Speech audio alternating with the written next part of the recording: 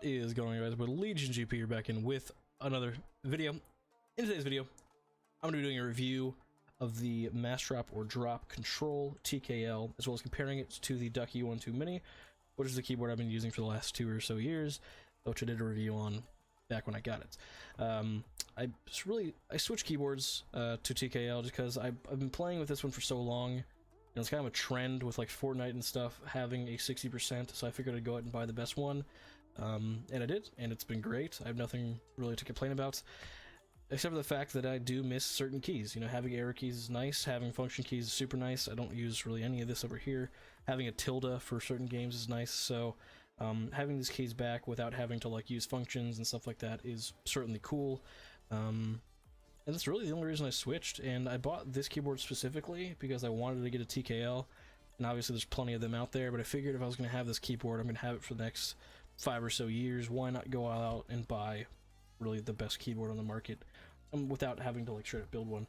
So getting into this keyboard itself, obviously it's an aluminum body, zero board flex whatsoever. I'm like trying to flex this thing and it's not going.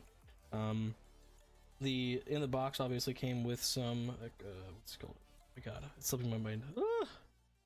Keycap holder, oh my lord, as well as a hot swappable little tweezer kind of thing to pull your switches out if you want to switch them, and then 2 magnetic footrest things. So I'm not a huge fan, if I'm being honest, about how high the keyboard is. A little lower than I'm used to, but I just got used to that. Obviously came with 2-tone keycaps, PVT double shots. Came with like a dark charcoaly gray and like a lighter gray. Around the side there is an RGB bar, which obviously you can't see right now, but you'll see momentarily. And I think that's pretty much it. Like I said, it's hot swappable, so if I wanted to change switches, I could. I currently have the Cherry MX Browns inside of here, which is my favorite keycap, or sorry, my favorite switch to use. So I figured why differ from what I like and just kind of get what I'm used to. Yeah, and in comparison, obviously, it's a lot smaller than this Ducky 1.2. I mean, it fits just right there. It's a lot smaller. And in terms of just the feel of the keyboard, it feels just a lot more responsive, just a lot better. The build quality is certainly better than the Ducky. And you know, I've been using the Ducky for the last 2 years. I have nothing wrong with it, except for the fact it's a little smaller than I was. I wouldn't say I was anticipating because I bought the 60%, but there were times like certain games, like role playing in GTA and other stuff like that, where I'm like, I need to have at least the rest of the some of the keyboard. Obviously, I'm missing the numpad on this, which I don't ever use unless I'm at work, and I don't work it from home, so I feel like I could leave the numpad out and still have this kind of small-ish form factor that I can have kind of twisted and play my game still. So I'm just going to plug it in. It came with a cord, but I'm not going to use it just because I already have the Ducky cord all plugged in and stuff. I don't feel like going back there and unplugging it, so we're going to plug this thing right in, kind of show off what the RGB looks like in comparison. And as you can see, it is absolutely gorgeous. Oh my lord. This keyboard is beautiful. Like I said, the RGB bar across the bottom, which is kind of hard to see, but it adds some serious stuff to it.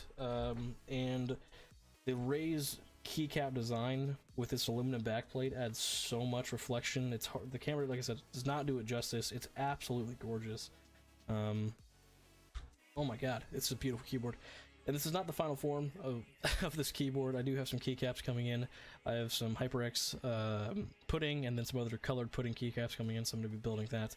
And then I'll do a video and review on my final build of this keyboard. But I kind of wanted to do a little bit of an unboxing and kind of review what comes in it, as well as just kind of comparing it to probably the hottest keyboard over the last 3 years or 4 years, the Ducky 1.2. And obviously a crazy good keycap holder, just kind of hook around the sides and then pull. I'll be using this when I change my keycaps in the next few days. I think that's going to be it, honestly. I don't really have much more to say than how great this keyboard is. The link will be in the description.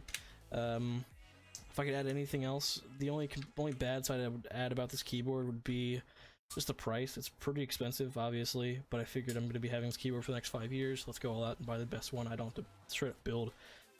Now let's go and get into a sound comparison, and that'll be, I think, the video. So let's go ahead and start off with the Ducky 1.2 with the Cherry MX Brown switches. Not a crazy typer, but let's see if I can get something good for you guys. My mic down a little bit. Oh gosh.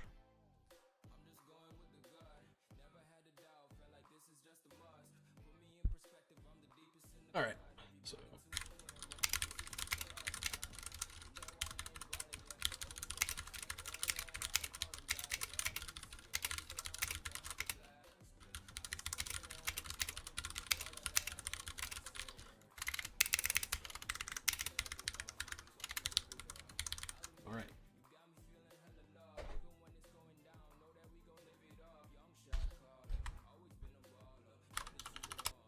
Alright, so I tapped on my keyboard and ended my recording, so let's go ahead and just try this one more time.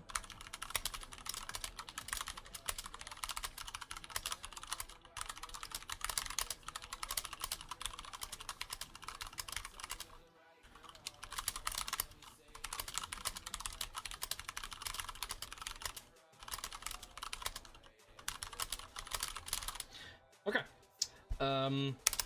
Obviously.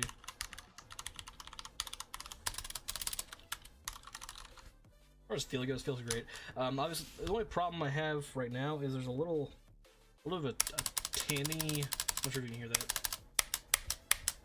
You press the keyboard or the spacebar really hard, it adds a little bit of a tinny kind of sound to it. But other than that, it's really no big deal.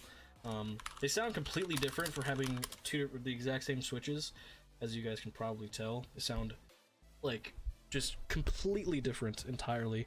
And that's not even a bad thing. I think keyboards having unique sounds are great, and yeah. So I think that's gonna do it for the video. Thank you guys for coming and watching. Next few days, probably Friday or Thursday or Friday, I'll have a review of my keyboard with the new switches. So yeah, thank you for watching, and I'll see you in the next one. Peace out.